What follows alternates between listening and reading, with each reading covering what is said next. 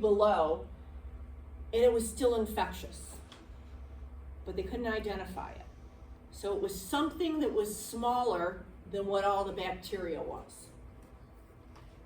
They didn't know what it was, couldn't identify it, and really couldn't identify it even though they knew there was some filterable agent that was still infectious, couldn't really identify it, knew it was there in the late 1800s until they developed the electron microscope in the 1930s, all right? All right, so it was 1892 that they discovered the first virus. They were able to capture it in the I always forget, is that the filtrate? No, the filtrate is caught up in the filter, whatever passes through. They were able to crystallize it and form a little crystallized mass, but they still really couldn't identify it like at a subcellular level. But they did know that they could at least identify and get the crystals for tobacco mosaic virus. So that was considered our first virus that was identified, but it wasn't really observed until we got the electron microscope. And so here's tobacco mosaic virus. It is a plant virus. It is not an animal virus. Other than tobacco, it will attack other solanaceous plants, so you can see this in things like your tomato plants, for instance, petunias, all right? There is the virus, right, whoops, accidentally hit that. Go back, all right. The virus right here in its crystallized form, all right, taken in an electron microscope. And here it is that we know that we could see by the effects that there was something infective in the plants. So it leads to mottling of leaves. It was really big in colonial America, right? Because tobacco was a huge, huge crop. Tobacco was a huge crop in the United States all the way up until probably almost this century. I mean, it still is a cash crop for us, but nowhere near now that we know its association with cancer. I went to school in North Carolina and I lived in North Carolina, and all the old timers down there would tell me how when they were in high school, they would be given smoke breaks as high schoolers to go out and like smoke on the campus of their high schools and that.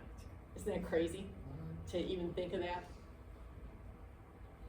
All right, so in the biological spectrum, we know that viruses basically infect everything. They'll infect bacteria, they're smaller than bacteria, they'll infect bacteria, they'll infect plants, they'll infect us, they'll infect fungi, all right? They are parasites.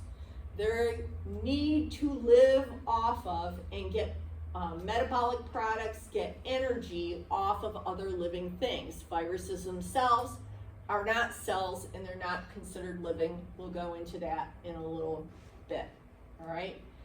We know that they've also played a role in the evolution of our cellular life, bacteria, archaea, and the eukaryotes. Okay, so they can infect all of these.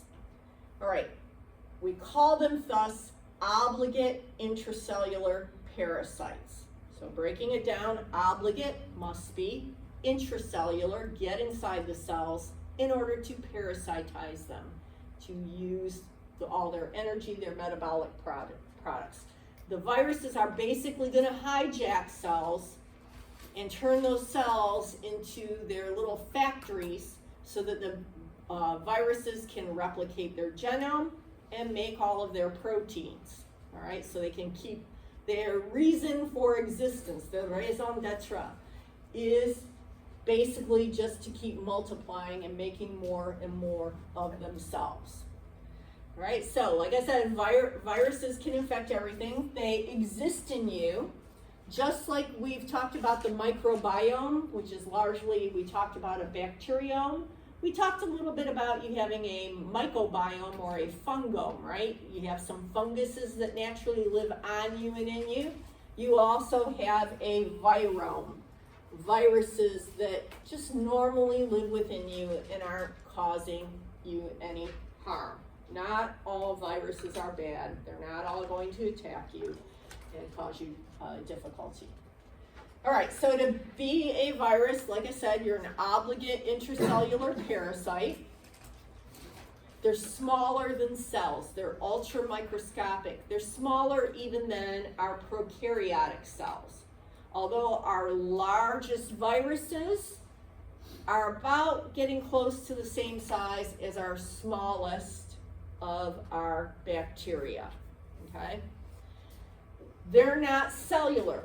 As we said, you need a plasma membrane, you need cytoplasm, and you need DNA to be a cell. And viruses, first of all, are missing a plasma membrane, you'll see, all right? They have no cytoplasm, but they will have a genome. And their genome can be either DNA or it can be RNA, but it will never be both at the same time. They don't fill out any of those characteristics for life that we've talked about when we talked about prokaryotes and eukaryotes. You know, things like ability to replicate themselves, ability to make their own, to use an energy source, make energy, ATP, for instance. All right, so they are inactive largely when they're outside of cells. They only exist transiently outside of cells as they're moving from one cell to get over to another cell, all right? They're active when they're inside of the cells, hijacking a cell, making that cell replicate it, making that cell make its proteins. So when we look at the basic structure of a virus, it's going to have an outer little protein shell, a protein coat. This protein coat is what we call the capsid of the bacteria, all right? So it'll have a capsid. The capsid will be made out of individual polypeptides that are the capsomeres, all right? The capsomeres form the entire capsid. And we'll classify the viruses a lot on the shapes of the capsids that they have. So you probably recognize a lot of these shapes because we've seen so many pictures in the past years of different viruses. But they're largely either icosahedral or helical. We have pictures coming up, or there's a complex different structure in some cases. The capsid, that protein outer shell, its job is to encase and protect the genome that's inside. And that's largely what a virus is going to be, is a genome inside of a protein case, all right? That genome just wants to replicate and make more of itself. That genome can be either DNA or it can be RNA, but you're not going to have both, all right? We'll see that some of the genomes we'll go through, we'll spend a lot of time on it. It's one of the harder parts. It kind of sounds simple here because they're such simple structures, but we'll have to look at the viruses as, are they double-stranded DNA or single-stranded DNA? Are they double-stranded RNA or are they single-stranded RNA? Okay, we're going to differentiate them on that. And then we'll even do more of like, are they single-stranded RNA, a plus strand of RNA, or a minus strand of RNA? You might not remember that, but remember things running in the 5 to 3 direction, we also call plus stranded, and things running 3 to 5, we call negative stranded, all right? All right, we'll also see that the viruses outside on that protein coat, the capsid, they will also often have some little surface proteins that jut out from them that help them attach to the host cell.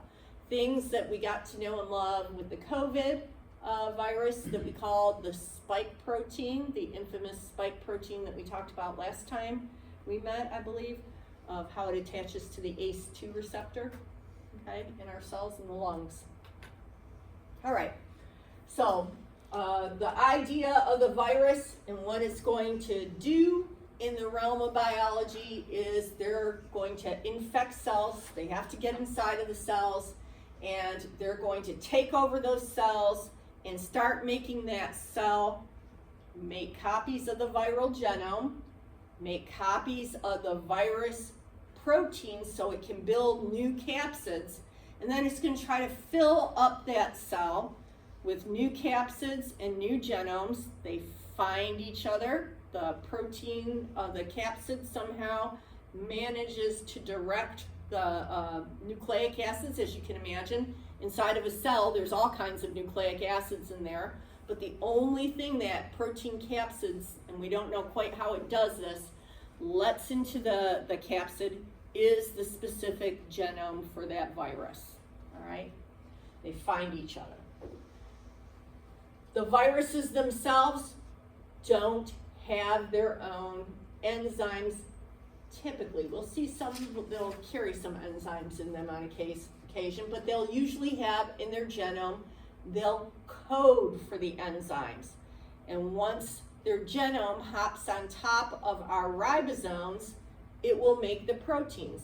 As we know, our enzymes are by and largely proteins, okay? So they'll direct say we'll just use the human cells as our host just to make it easy. They would say, get on the human ribosomes and direct the human ribosomes to make the viral enzymes that are needed for these processes, the viral metabolic processes. The virus itself doesn't have ribosomes. It can't make its own proteins. It doesn't have the machinery in there for making the proteins. Nor does it have the ability to make ATP. It doesn't have mitochondria, all right? It's going to parasitize.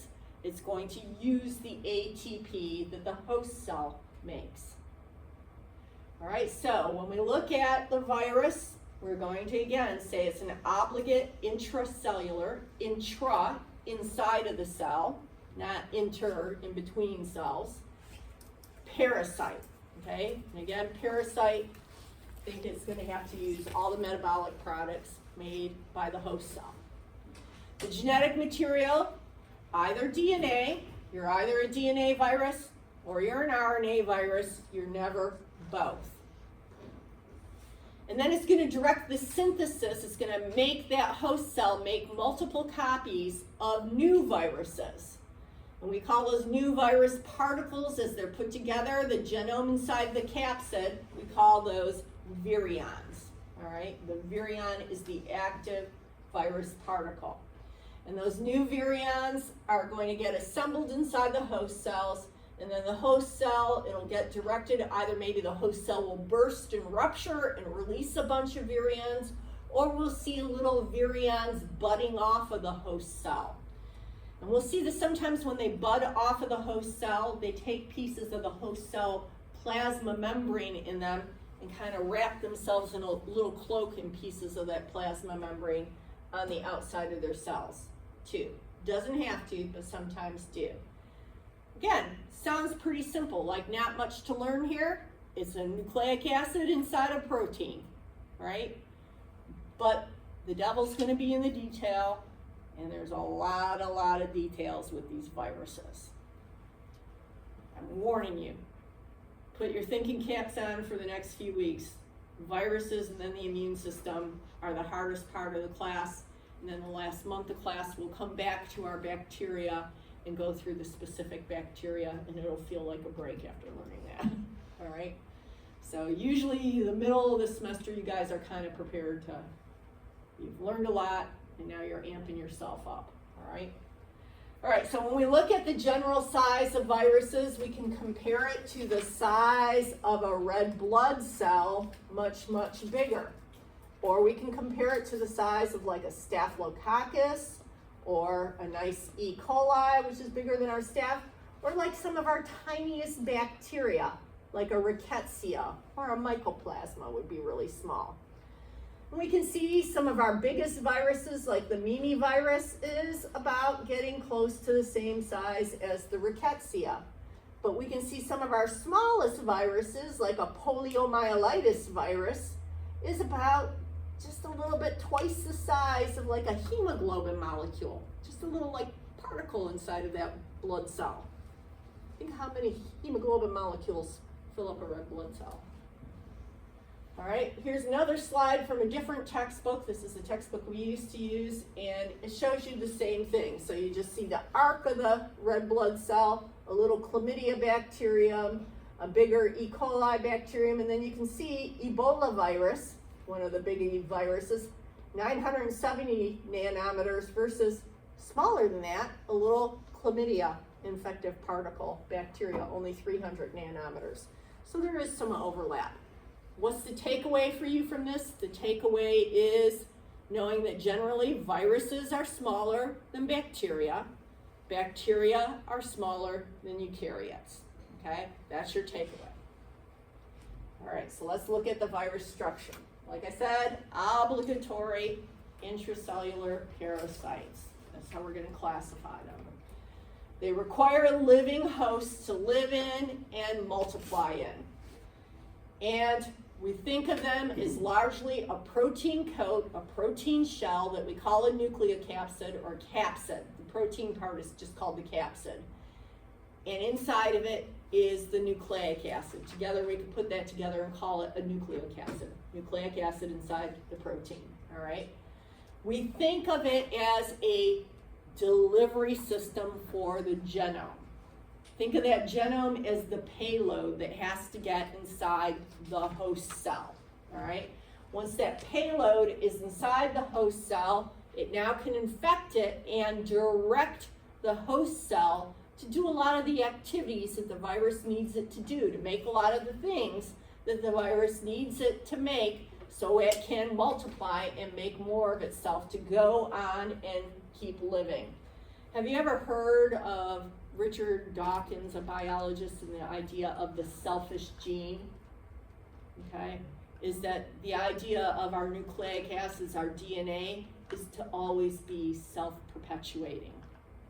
That's the reason we have nucleic acids, is to keep that code living, all right? And this is all they are. They're just a genome inside a protein. They lack the genes on their DNA or RNA to direct them to be able to replicate themselves, all right? They don't have ribosomes, so they can't make their own proteins, and they don't have mitochondria. They can't make ATP. They get all that from the host that they infect. All right, so here is a picture of a virus. It's much like the one you have on your little chart right there, right? So virus looks completely different from a living cell, right? You don't see hardly anything that you recognize in there from all the stuff that's going to be on your cell quiz. So like I said, they are going to have a protein coat, a capsid. Okay, so capsid running here is the protein coat. Viral DNA right here is the virus. And it could just be that to be a virus. Some viruses, that's all they are. All right. As I told you, some, when they exit a cell, they might drag and cover themselves in a little bit of the plasma membrane of the host cell that they're leaving. And in this case, that's what this virus did, and we call that the envelope, a little bit of the host cell plasma membrane that it took with it. And it packs in there and makes as well some spike proteins that it inserts in that little membrane, that little envelope, and it also packed in some other proteins here called matrix proteins, all right? All right, so a whole virus particle is simply some sort of covering and a central core. That central core is going to be its nucleic acid, either DNA or RNA, but not both at the same time, all right? Matrix proteins, it may or may not put in there, all right? And these are going to be enzymes. We'll see them in some viruses, but by far and away not in all. And then that covering is going to be the protein coat, the capsid. And some may or may not have an envelope. So you could put little symbols on the outside here if you wanted to, like I always use plus minus an envelope, plus minus a matrix protein, they have to have a capsid, okay? And they have to have a genome. All right, those are the have-to-haves, the little pluses there. But you can, it's plus minus.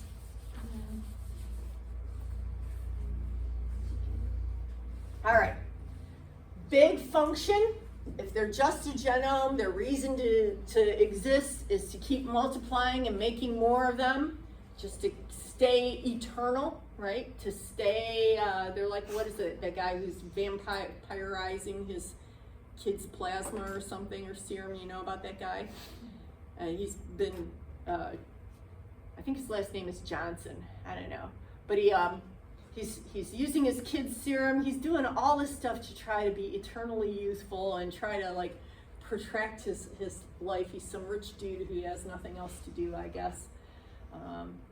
But this is kind of like the idea, to stay eternal, okay? To keep just replicating your genome.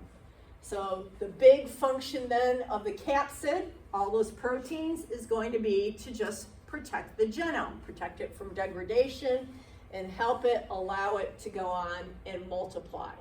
So all that protein is going to be its protective coating, and it's going to also interact with host cell membranes if it gets encoded in an envelope. And as I said, we think somehow those proteins also help direct when the virus is inside of a cell and infecting a cell, but it has to encase its nucleic acids in the new copies of the protein coats that it's making, that somehow it's able to direct it just so that only the nucleic acids for the virus get packaged inside of that, and not any of the other nucleic acids that are floating around in the host cell, which the virus is infecting. It's very interesting. All right, and then it moves on to go on and infect, as we make more viruses, they want to continue to deliver their genome to new host cells and repeat that process.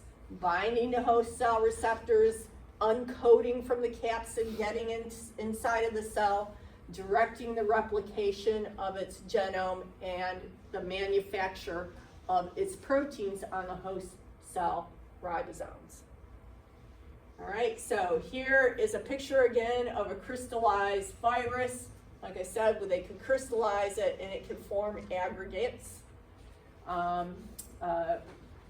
Again, with looking at the structure of our virus capsids, they're going to be made out of protein. Their whole thing is protection of the genome. And every capsid is going to be made out of nearly identical protein structures that we generally call capsomeres. Together, when you pack the nucleic acid inside the capsid, you can call it the virion particle. You could call it a nucleocapsid. All right, we could even always call it a naked virus, because it doesn't have an envelope at that point.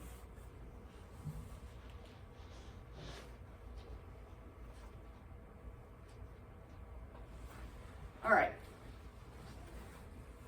All right, some viruses, like I said, when they exit a host cell, rather than just rupturing and bursting the host cell, they bud off from the host cell and take a little bit of the host cell's phospholipid membrane with them as they leave, and kind of put that as an extra cloak over the outside of the capsid. Then we say they're enveloped. Now, which virus is going to be hardier? The one that left a cell and has the phospholipid membrane wrapped around it, or the one that's naked that doesn't have a phospholipid membrane? So you think the one that has the phospholipid membrane gives it more protection? Except Delanor is saying the one that's naked is more protected. And Delanor would be right. All right, so the naked ones can survive outside of the host cell a little bit longer. So these are the ones that can exist for some time as a fomite, like on the surface of the table, on the doorknob and that. Whereas the ones that take a little bit of phospholipid membrane with it That phospholipid membrane is a little bit more susceptible to dehydration, things like that. Those are typically going to be the viruses that we have to pass between us directly. You have to cough it up and I have to inhale it. Or sexually, we have to have intimate contact in order to me directly pass it from me to you, you to me, all right? All right, so those lacking in the envelope are going to be a little bit more hardy on the outside, survive in the world. But by no means think that viruses last for long sitting outside on surfaces.